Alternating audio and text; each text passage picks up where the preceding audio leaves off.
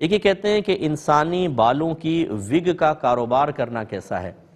دیکھیں، انسانی بالوں کو یوز کرنا نبی کریم صلی اللہ علیہ وسلم نے منع فرمایا۔ ایک خاتون اپنی بچی کو لے کر آئیں اور عرض کیا رسول اللہ صلی اللہ علیہ وسلم اس کی شادی کا معاملہ ہے اور اس کے سر کے بال جھڑ گئے، یا وہ شادی شدہ تھی تو شوہر کی بے رغبتی کا معاملہ تھا تو اس کے سر کے بال جھڑ رہے ہیں، تو کیا آپ اجازت دیتے ہیں کہ یہ ان بالوں کے ساتھ انسانی بالوں کو لگا لے؟ نبی کریم صلی اللہ علیہ وسلم نے ارشاد فرمایا کہ نہیں، جو بالوں کے ساتھ انسانی بالوں کو ملائے،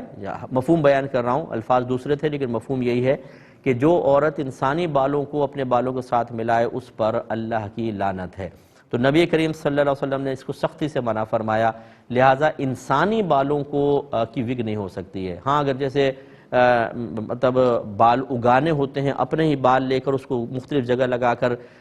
پروسیس کرتے ہیں اور پھر اس سے بال اگ جاتے ہیں، اس کی گنجائش نکلے گی، لیکن یہ وگ وغیرہ اس طرح انسانی بالوں کی یوز کرنا جائز نہیں ہے۔ ہاں، جانوروں کے بال کی کر سکتے ہیں یا کوئی آرٹیفیشل چیز کی بنی ہو، اس وگ کو بضرورت استعمال کیا جا سکتا ہے۔